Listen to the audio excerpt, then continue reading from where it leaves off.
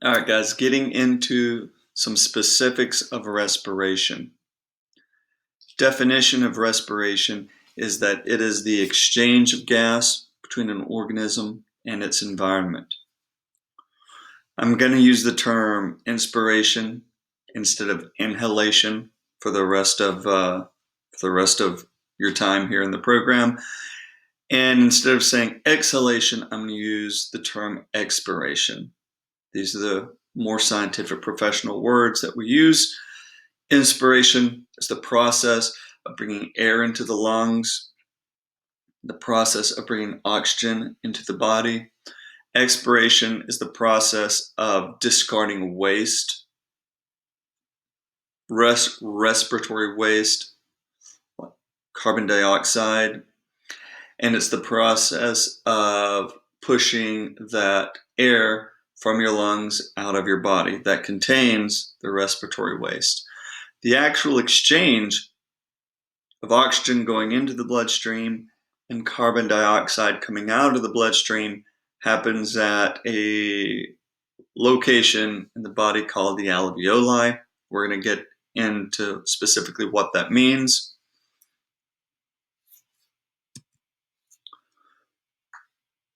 Before we go much further, let's sort of do a broad overview of how the physiology of inspiration and expiration works, how that happens. And for you to understand that, we have to talk about something called Boyle's Law. Boyle's Law states that given a constant temperature, if you increase the volume of a chamber in which the gas is contained, so you increase the volume, it's a sealed container, pressure within that container is going to decrease. So you create a vacuum.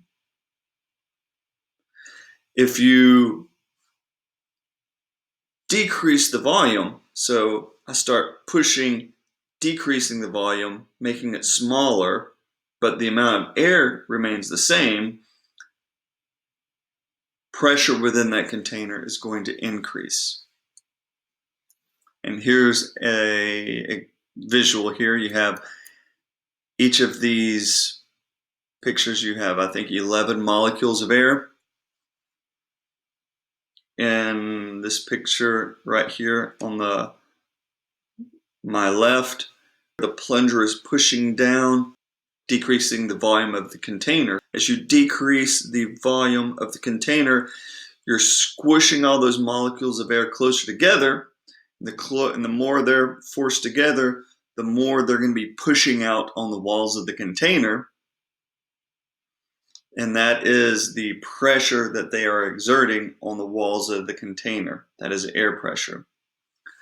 If we take those same 11 molecules and we pull the plunger up, we're increasing the volume of the container. The amount of air in the container stays the same. Then we're pulling those molecules of air further apart, and they're going to be pulling on the walls of the container. This would be a negative pressure. This would be a vacuum.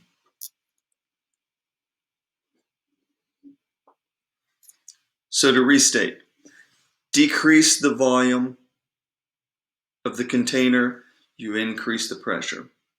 You increase the volume of the container, you decrease the pressure. So now let's take that information and put it to use in our understanding of respiration, of how the body works. Now, so this is a quick overview. We're going to go through the anatomy and we're going to learn this in a far more in-depth fashion. But to give you a framework to understand what we're going through, here real quick is a down and dirty explanation of physiology of respiration. Because the lungs, when you're breathing, when your body is going through inspiration and expiration, the lungs are containers that are being expanded and that they are and also being contracted. So let's begin with inspiration. When you breathe in, you saw that my chest rose. It elevated, right? So my body is going to pull my rib cage up. My diaphragm, which is a muscle under my lungs, is going to pull the lungs down like this. It's going to expand the lungs. And as the lungs expand, what's going to happen? Pressure is going to decrease below the pressure outside of my body. So the pressure within my lungs decreases below, here's the term, atmospheric pressure, which is the pressure outside of my body. When that happens, I've created a vacuum. Air is going to flow always from areas of high pressure to low pressure. So when I expand my thorax, I'm expanding the volume of my lungs, which is going to create a negative pressure. Air pressure is going to decrease below atmospheric pressure, which is going to cause air to move from the atmosphere into my body. And that's going to continue until I stop expanding the volume of my lungs at that point. And from here, I'm going to relax my body. You can see my shoulders going down. My diaphragm is going to raise up. It's going to decrease the volume of the lungs. And as the volume of the lungs decreases, air pressure is going to increase in the lungs. It's going to increase above air pressure outside of the body. So the air pressure within your lungs during expiration increases above atmospheric pressure. Air is always going to flow from areas of high pressure to low pressure. So at this point, air is going to flow from inside my body, outside my body.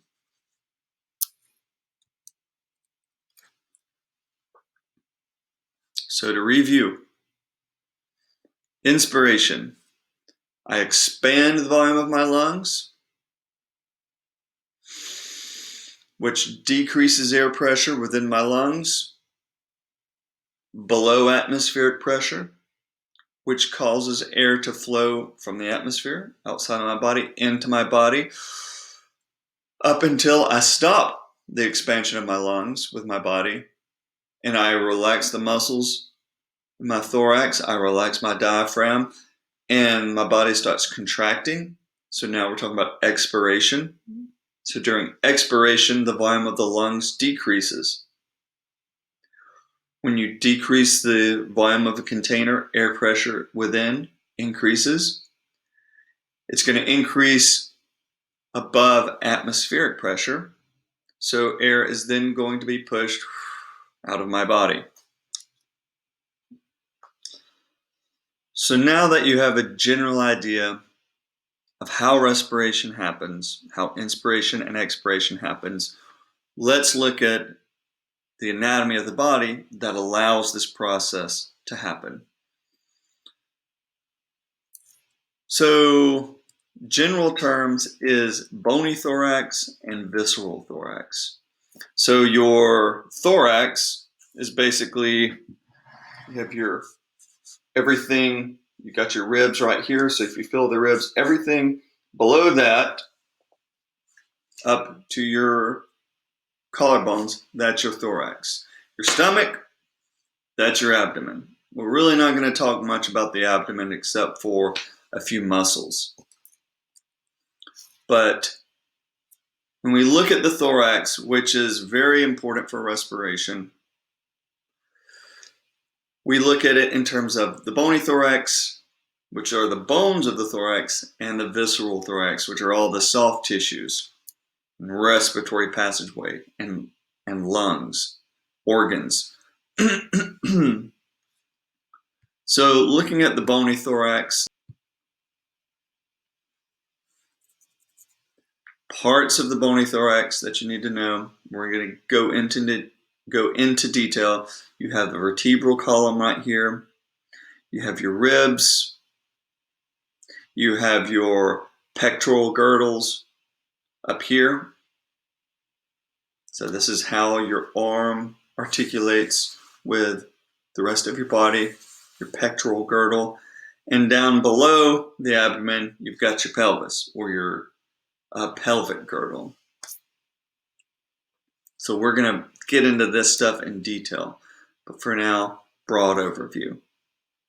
So here's a quick slice of some of the soft tissues of the visceral thorax.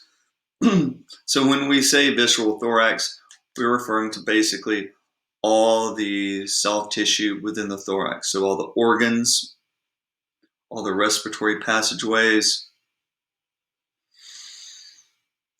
Here's a term for you, mediastinum. The mediastinum is the location in which your heart is. It is that little pocket that is beneath your left lung that encases your heart. So anytime I say the word mediastinum, that's what I'm talking about. That pocket with your heart and all the blood vessels and nervous tissue that services your heart. All right, so we're going to cover a lot of muscles in this class, a lot of muscles. And when we get towards the end of the semester, when we get to the ear, or before the ear maybe, we'll get to the point where I'll say, and that is the last muscle we will cover in this class. And there will be joyous celebration across Columbus. Because it's a big part of this class is learning all the muscles. And certainly a big part of this class is the process of respiration. This class it opens, the respiratory process is probably the most in-depth process that we're going to cover, but you really have to start there because you can't understand phonation or articulation or resonance unless you understand respiration. So after this first section of the class, the amount of material in each section is going to steadily get smaller and smaller. Muscles of respiration. We divide the muscles of respiration into the diaphragm, which is your primary muscle of inspiration. And aside from the diaphragm, which more often than not, if you're just sitting there breathing, the only muscle that you're really using for respiration is the diaphragm. But if you need to take deeper breaths, if you need to do some speaking, you're probably going to be employing extra muscles. These are the accessory muscles of inspiration, the accessory muscles of expiration. On top of that, there are muscles that we use just to maintain normal posture. For normal respiration, you need to maintain normal posture. And so there are muscles like in your back and your sides that just keep you upright and able to breathe. We're not going to spend a lot of time on those, but we're going to mention them and you're going to know that they're there. So starting with your respiratory passages, major respiratory passages, you have the nasal cavity, oral cavity. The pharynx is that cavity in the back of your throat where the nasal cavity and the oral cavity is joined, and at the bottom of the pharynx you have the larynx in the front, and at the bottom of the pharynx you have the esophagus in the back. We're going to get into that. If you follow the respiratory passage from the mouth or the nose through the pharynx into the larynx, go below the larynx, you get to your windpipe. But don't use windpipe, we say trachea. I'll use the term windpipe if I'm talking to a patient, but otherwise I'm going to be professional and use the word trachea. And the trachea splits into your primary bronchi, and these are the tubes of air going to each lung. And by the way, we say larynx and pharynx Okay, that is how it is produced. That's how it's pronounced. You don't say larynx and you don't say pharynx. Boundaries of the bony thorax. Like I already mentioned, down below you have the bottom of your ribs is the inferior boundary of the bony thorax. Up top you have your collarbone or your first rib, you can think of it that way, as being the superior boundary of your bony thorax. And laterally, the boundary of the thorax is the rib cage, and posteriorly, the boundary of the thorax is the ribs, where they come together at the where they come together at the vertebral column. Think of the thorax as hanging off of the vertebral column. It is suspended off of the vertebral column. So everything we have here, rib cage, pectoral girdle, all the visceral thorax within the bony thorax, all this is connected to the rest of your body via the vertebral column.